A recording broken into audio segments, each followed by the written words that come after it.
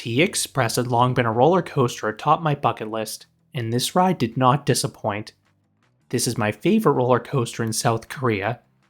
Located at Everland, this was the fourth and final Intamin prefabricated wood coaster, and is easily the best of the bunch. It takes the start of El Toro, before having the never-ending series of airtime hills that makes Balder great. This is a special combination, and I will explain why in this review. For over a century, wood coasters were assembled by having experienced carpenters cut and shape wood on site. In the early 2000s, Intamin developed the prefabricated wood coaster. The track would be laser cut in a factory. This would have two advantages. First, the track had more precise tolerances, meaning it could offer a more intense and smoother ride than traditional wood coasters. Second, the track could snap together like Lego pieces, meaning it could accelerate construction. This is why the prefabricated wood coasters were also nicknamed plug-and-plays. The prototype opened in 2001.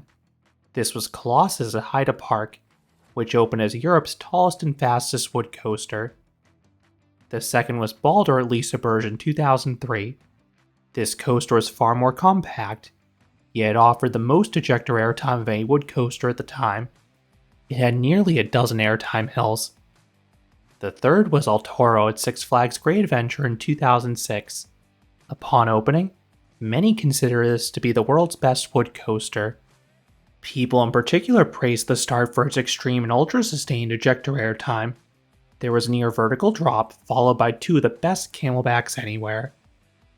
Around this time, Everland wanted to add a new headlining roller coaster. This was South Korea's largest theme park. At the time, this park had 4 roller coasters. Their best coaster at the time was Eagle Fortress. This was widely considered to be the best aero-suspended coaster, but its wild swing had the ride on its last legs. The park wanted something unique. They selected the first wood coaster ever to be built in South Korea. Given this fact, any wood coaster would have been notable, but they went big. They ordered the 4th Intamin prefabricated wood coaster, named T-Express. This ride opened in 2008. This will be a monstrous ride taking the best aspects of El Toro and Balder and merging them into one. I love El Toro's start, but I wish the second half had a greater focus in airtime. With Balder, I love the quantity of airtime hills, but the first drop is merely decent and not world class.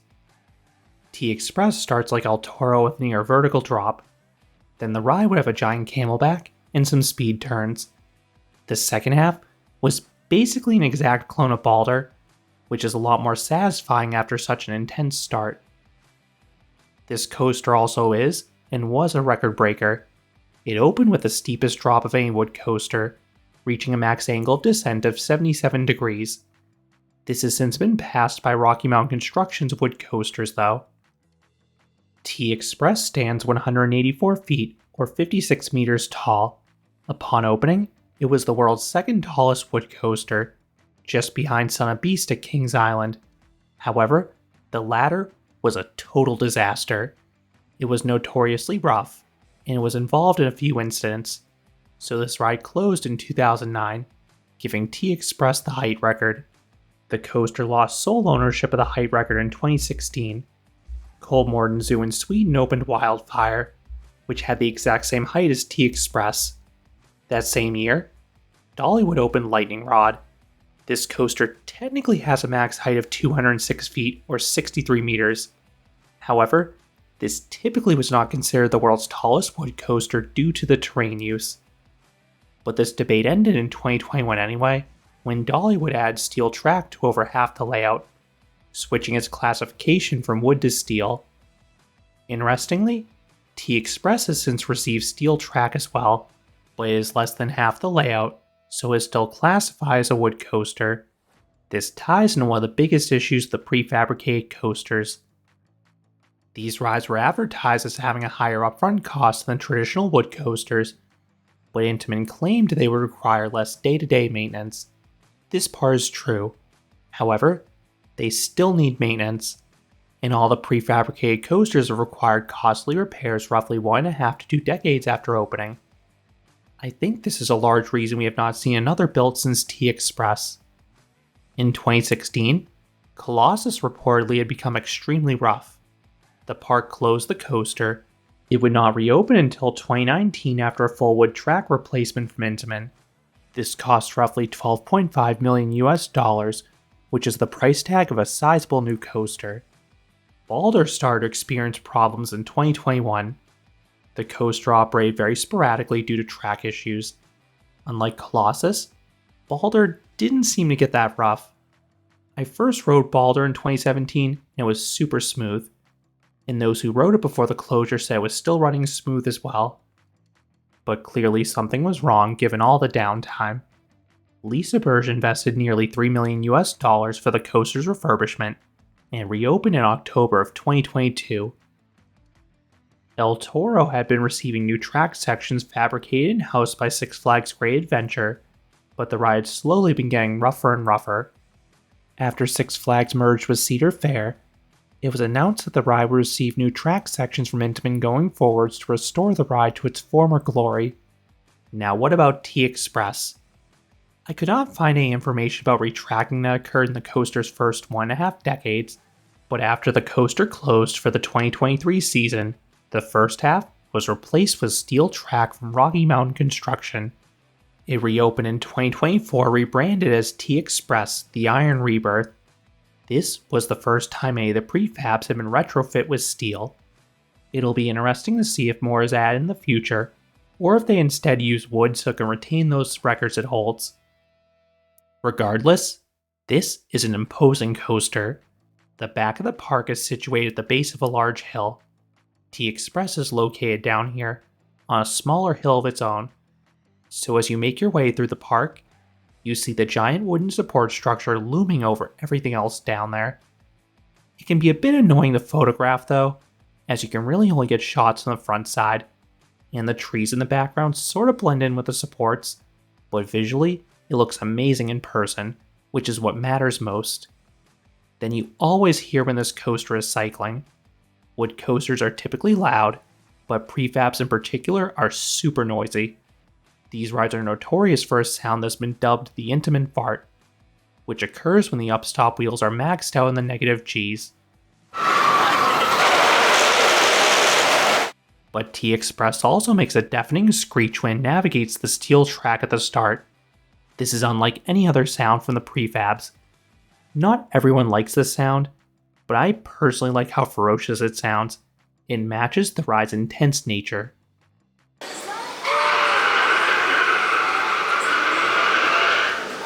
This coaster is placed in the European Adventures section of the park.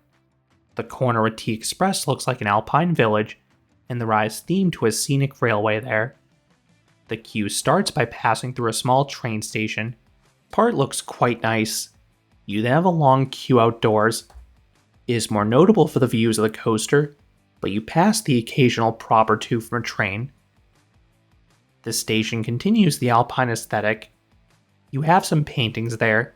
Then, there are some fake windows looking out towards a snowy mountain. Then the front of the train is designed to resemble a smokestack, although the rest of the vehicle looks more like the mine carts that you see in the other Intamin prefabricated wood coasters. There's no theming along the main layout itself, which is fine. The ride elements are strong enough to stand on their own. This coaster is capable of high throughputs, particularly for a wood coaster. It has 3 trains, and it used to run all 3 on busy days, but in recent years, it has operated with just 2 trains maximum to reduce wear and tear in the structure. It'll be interesting if the park returns to 3 train operations in the future given how they have added some steel track, which theoretically should have helped with the structure. Then each train is super long, seating a max of 36 riders. The trains have 6 cars, each with 3 rows of 2. One-train operations have unfortunately become quite common in weekdays though, particularly if you visit in the quieter periods, also to reduce wear and tear. This is what I experienced in my 2 visits to this park, but I intentionally visit on weekdays after school and back into session. As a result, crowds were light, so the one-train operations were not too big of an issue. I highly recommend visiting during this time period if possible. Typically, the coaster is no more than a 10 to 15 minute wait. It did develop a 30 to 40 minute wait at the end of one of my visits, but that was the longest wait reached all day in both visits by far. The crew works hard to load the trains quickly, which is no small feat between the train's length and what they need to do. First, they make a pass to check everyone's seatbelts. Then, they make a second pass to wand riders with metal detectors. Absolutely nothing can ride with you in your pockets. If clear, they lower your restraint an instant later. I was amazed how quickly they could do the wanding and restraint lowering in one single step. It helps that guests are super compliant. Guests at US parks are always arguing with loose articles. Just look at Wildcat's Revenge, in particular Hershey Park, if you've been on that ride. You know there's always at least one person per train who gets sent back down for having something in their pocket when they shouldn't. Guests at Everland typically follow the rules, almost always putting their belongings in the free bins on the unload platform as instructed, minimizing the delays. The most common hang-up was someone forgetting to remove their glasses, because unfortunately those cannot be worn even if you have a strap. It is also worth noting that employees lead a stretching exercise before guests board. I've heard some Chinese parks do this as well. This takes roughly 15 to 20 seconds and is done each cycle. Fortunately, this is done while the prior train is cycling on the circuit, so it does not waste precious time when they're trying to load everyone. Now let's talk about some touring notes. First, T-Express will not have the same hours as the park itself. You can find the ride's exact hours on the app the day of your visit. Typically, this coaster opens a half hour after the park does, and it will usually close 1.5 hours before the park does. The posted closing time is when they close the queue, not when the last cycle goes out. Second, Everland is a year-round park. As a result, T-Express will often close for a few months in the winter for an annual refurbishment. This is most common in January and February. This makes sense because the Pre-Fabs are notorious for running slower in the cold weather. This one specifically will not run in temperatures below 5 degrees Celsius or 41 degrees Fahrenheit. Despite the efforts of the crew, this ride can generate long waits on busy days. That is no surprise because it is the park's most popular thrill ride by far. I've heard this ride can often have 60 to 90 minute waits, and if you visit during the school holiday periods, they can even exceed 2 hours. If the park predicts particularly high crowds, T-Express will open exclusively the Smart Queue, which is a virtual queue system. They will do the same to the park's other major rides as well. You have to reserve a time in the app. These become available once the ride opens for the day. Whereas the safari rides open with the park, T-Express typically opens a half hour after the park, meaning you can often reserve the safari rides before T-Express. You can only hold one reservation at a time, and these go very fast. So if you want T-Express, you probably want to wait to make it your first booking. On days when it's active, Smart Queue will be officially in place until 2 p.m. After this time, the ride switches to a regular standby queue. I strongly recommend heading here early for a few reasons. 1. A pre-queue often forms. 2. They often open the standby line a half hour early. You can also purchase a QFast skip the line pass. I could not make any purchases on the official Everland website, which is a recurring theme with South Korean websites for me as a foreigner, so I'm not sure what they cost there. But on Klook, they were pricey. It currently costs $35 US. That allows you to skip T-Express once, and one other attraction once, excluding the safari rides. These are extremely limited, so you can save a huge chunk of time. You are routed directly to the station, often boarding the next train. I believe these are not sold day of, so you need to predict whether or not they'll be necessary in advance of your visit. Another option is to purchase the GoPro package. This can be purchased the day of. This is purchased at the gift shop by T-Express's exit. You are given a GoPro, and I'm amazed they were this trusting. You are then given 2 QFast skip the line passes. You are then placed in the back row, and your ride is filmed. You then return the GoPro to the gift shop, where they deliver an SD card with your video file.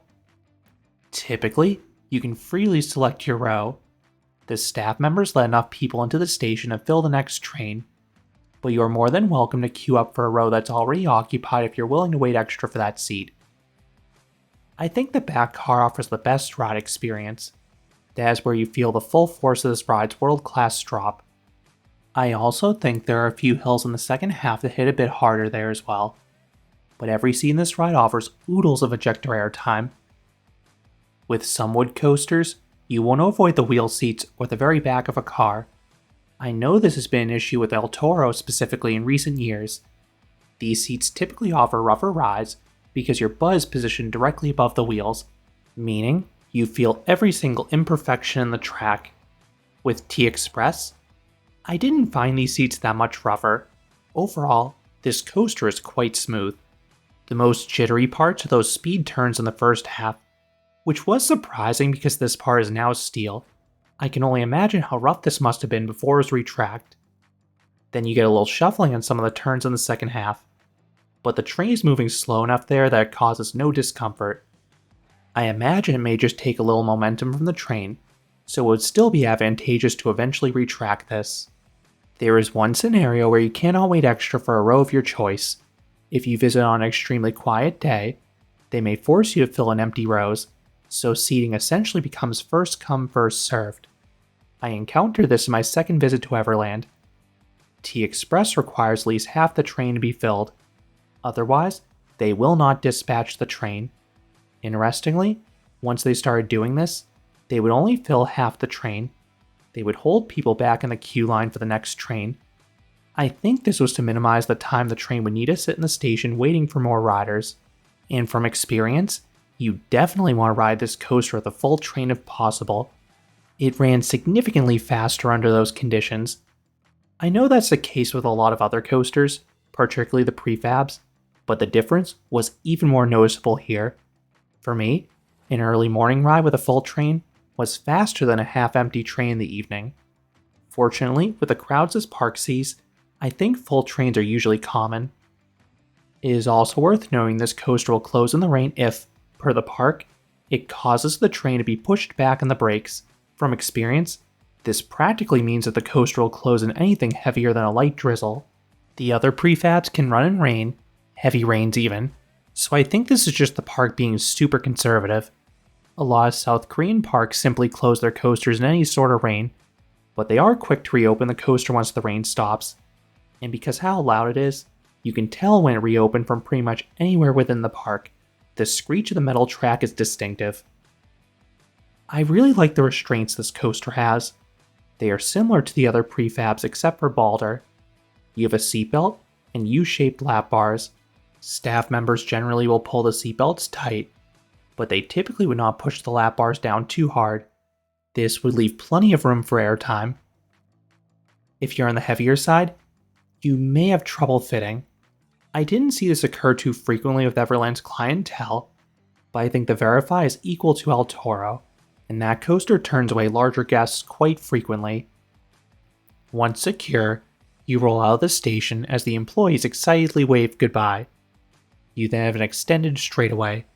This leads to the giant lift hill. Like El Toro, this ride uses a cable lift. It is not a particularly fast one, but it is smooth and quiet. If you look to the right, you get a great view overlooking the park. Then once you crest the top, you look out towards the gorgeous valley. You then have a few extra seconds to take in the sights as there's a slow, panoramic 180-degree turn. But if you're like me, your eyes will be on that impending drop. And what a drop it is. I previously thought that El Toro had the best drop on a wood coaster. I expected T-Express's drop to be identical, but I was wrong. It is even better. If you look at the two drops side by side, T-Express's crest seems to be a bit more compact. Potentially because the drop is 25 feet or 8 meters shorter, so that could explain the forces being a bit more extreme. In front, you get a nice floater, but it is downright magical in the back.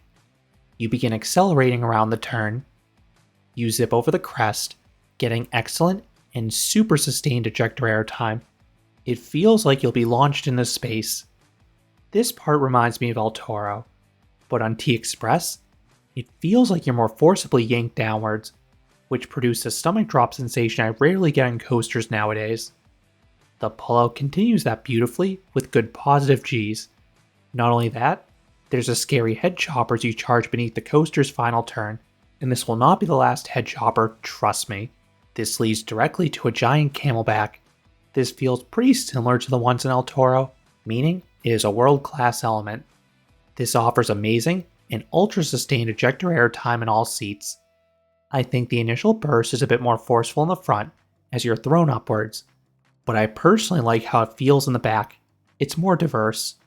You start to float in the ascent before getting that vicious ejector airtime for the rest of the element. Then the drop is so steep that it offered a falling sensation coming down. T-Express offers the most intense sequence of any of the prefabs. You have 2 low turns. Picture the final few twists in El Toro, except take them at full speed. It feels completely out of control. These offer strong and very sustained positive Gs. I was routinely graying out through this entire section because of how sustained those Gs were. Making it even wilder is the fact the train shakes through this. On most coasters with sustained positives, those parts tend to track smoothly. The shake here amplifies the intensity in my opinion. It makes the sequence feel more draining. You then have a steep climb into the mid-course brake run. It levels off abruptly, offering wild ejector airtime in the front cars. It feels extra potent because you're in the process of regaining your vision. Sort of like how on the camelback on Pantherian feels after that blackout turn. You don't get those negative Gs in the rear rows though, as the train is slowed down too much by the time you crest the top. The mid-course does slow the train down noticeably, unfortunately. This occurred on all my rides, regardless of the time of day or the load. You basically come to a near stop. It is a minor buzzkill, but the hills in the second half still deliver loads of ejector airtime, which is what matters most to me. It just doesn't have the unhinged feeling of the first few elements. I know people are going to ask if this section is better than Balder. With a full train, I think T-Express has a bit more power than Balder. I think it helps how T-Express has 6-car trains versus the 5-car trains in Balder, so it can hold its momentum a bit better. However, if you ride this coaster with a partially loaded train, it is closer to Balder. That's not a bad thing by any means, because Balder still has plenty of ejector airtime. The drop off the mid-course is a large straight drop. It offers okay sustained floater in the back. It is the only hill in the ride that is not ejector, so it is a fun change of pace. There also is a good head chopper at the prior speed turns. This drop replaces the first drop in Balder, then you basically experience that coaster. This leads to a large bunny hill high in the air. This offers good sustained ejector all throughout the train. Then you have a slow turnaround. This unfortunately was carried over from Balder. All 5 of the turnarounds are dull and forceless. It's a bummer Intamin did not reprofile these to make them faster or punchier, but they really went all in on the cloning of Balder. The first turnaround also is a shuffle here, more so than the later ones, but again, it's perfectly tolerable because you have so little speed. Next is a camelback. It has a super tight crest. This offers good to great sustained ejector. I like it better in the back car. The airtime is a bit more power, and it lasts a little longer as well. This is followed by yet another mellow turnaround. The only interesting thing about it is how you dash through the support structure on the entry and exit. You then have back-to-back bunny hills. They offer good ejector in the back. It is weaker in front, but still solid ejector. Then as a bonus, there's a wonderful head chopper in between. It is extra effective because you're airborne when you see it, so it feels more like you're going to slam into a support beam. This is followed by yet another tame turnaround. Do you notice the theme? This part of the layout has a lot of repetition. This one is engulfed by supports, making it a bit more visually appealing than the prior ones. You then have a brief straightaway in a sea of supports. Then you rip over another camelback. It offers good ejector in front, but it reaches great ejector in the rear rows because the descent is significantly larger than the ascent. Next is another turnaround. This one rides just like the prior one, gentle, but once again surrounded by supports. This aesthetic continues in the next 2 bunny hills. These don't match the power of the prior 2 hills, but they still offer decent semi-sustained ejector for all. You then have the fifth and final turnaround, which is embedded underneath the prior ones. It once again is mundane though. You exit the structure and have two more bunny hills. The first offers okay ejector in front and good ejector in back. The second is a bit better in the front, offering decent ejector there. It offers similarly good ejector in the back though. The pullout subtly twists left, offering some surprise, albeit weak laterals for all. You then jump upwards. This gives an okay pop of air in front. It is milder in the back, only offering weak floater there. You then have a gentle leftward turn onto what looks like the brakes, but instead, it is this long straightaway running alongside the pre-lift. It's sort of weird, but you have to get back to the station. Once you're alongside the station, the brakes finally engage.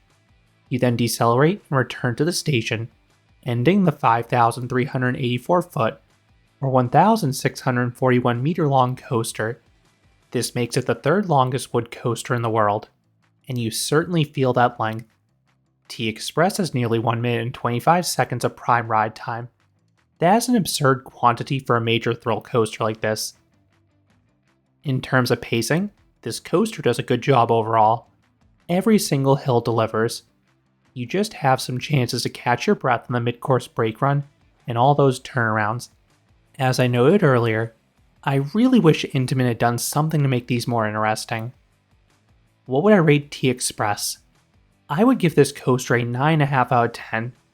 This may be the best coaster out there for sustained ejector airtime.